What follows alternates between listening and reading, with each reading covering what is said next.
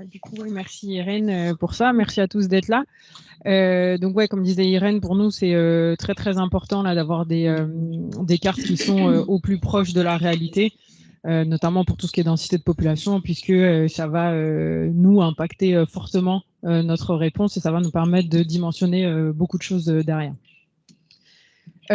Donc l'idée là, c'était de vous présenter un petit peu, donc faire un zoom un peu sur ce qu'on fait au Malawi.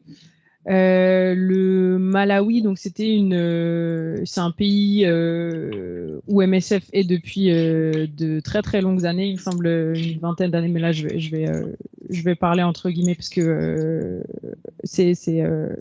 comment dire, je suis pas très bonne avec les dates, mais voilà, donc c'est le régulier qui a donc deux projets, un projet VIH et un projet de cancer de col de l'utérus, pardon. Et puis donc sur ça, c'est ajouté depuis mars 2022 le choléra. Donc le Malawi, c'est un pays où le choléra est endémique, mais en général, c'est autour, donc après les premières pluies, autour de mars, on connaît 1-2 mois où il y a des cas de choléra, puis ça disparaît et on passe à autre chose. Sauf que depuis l'année dernière, donc les premiers cas de choléra se sont déclarés en mars 2022 et puis ne se sont jamais vraiment arrêtés, avec des pics, des hauts et des bas, certaines périodes où on avait vraiment des augmentations de cas de choléra jusqu'à jusqu'à novembre 2022 où là on a eu un gros pic. Donc d'abord dans le sud. Est-ce que vous voyez la souris? Ouais.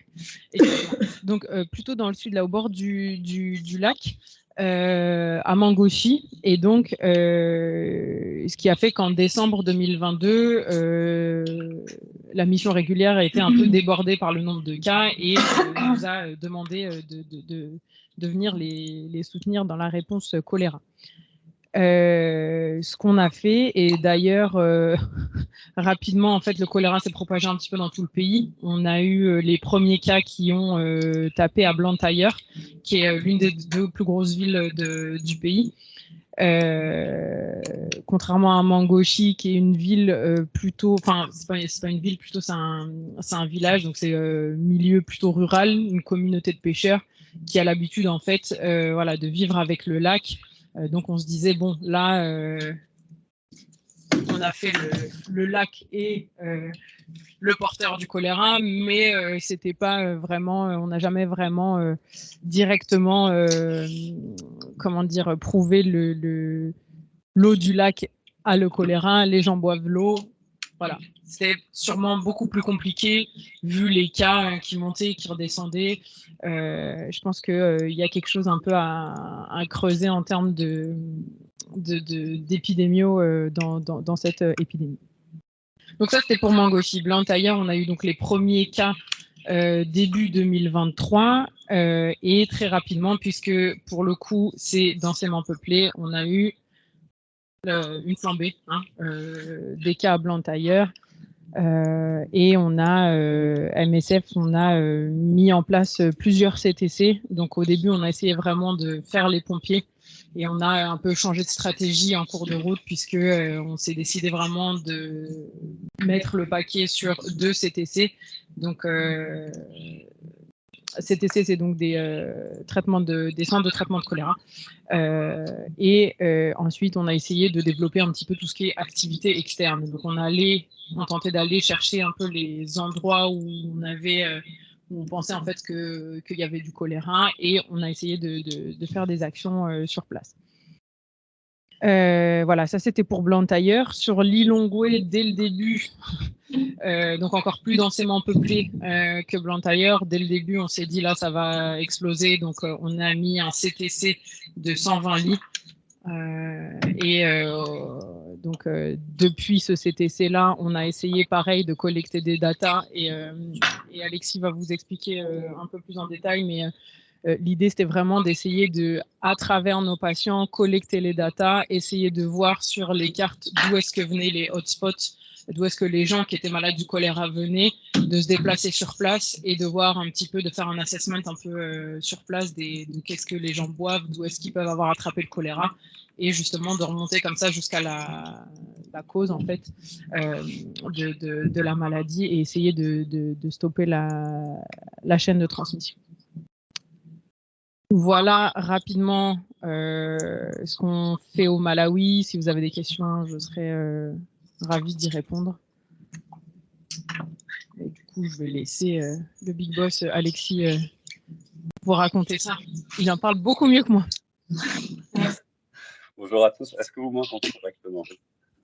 Oui. Ouais, ok, super. Donc, je m'appelle Alexis. Je suis là à Lilongwe et mon job, c'est de faire de la cartographie informatisée. On appelle ça en anglais GIS ou SIG en français, c'est Système d'information géographique. Et moi, ce que je fais, c'est en récupérant toutes sortes de bases de données et aussi des données sur le terrain, j'arrive à faire des analyses en tout genre. Et là, ce qui nous intéresse surtout, c'est la provenance des patients. Et donc, pour faire ça, ouais, super. En fait, on utilise des cartes, ça c'est pas nouveau. Et on utilise surtout les registres des patients, où dans les registres des patients, ils nous disent où ils habitent. Alors, dans ces régions-ci, malheureusement, il n'y a pas d'adresse extrêmement précise. On est plutôt sur des localisations approximatives avec le nom d'un village et certainement pas un nom de rue et un numéro de rue. Et donc, ce que je fais, c'est sur base de ces registres, je confronte ça avec d'autres bases de données de localisation, où là, on a des coordonnées XY, donc vraiment des positions sur les cartes, et on arrive à avoir ce genre de carte. Donc, ce que vous voyez là, c'est le district de Mangochi. Et à gauche, c'est une carte en fait qui répertorie les décès sur les semaines épidémiques de 6 à 9. Donc ça court de début février à début mars, quelque chose comme ça. Et on arrive à voir en fait où sont localisés, enfin, où est la provenance des décès. Et ça aide les médicaux à pouvoir intervenir dans ces zones-là pour justement éviter les décès. Donc plutôt on arrive dans la maladie, plus on arrive à la traiter.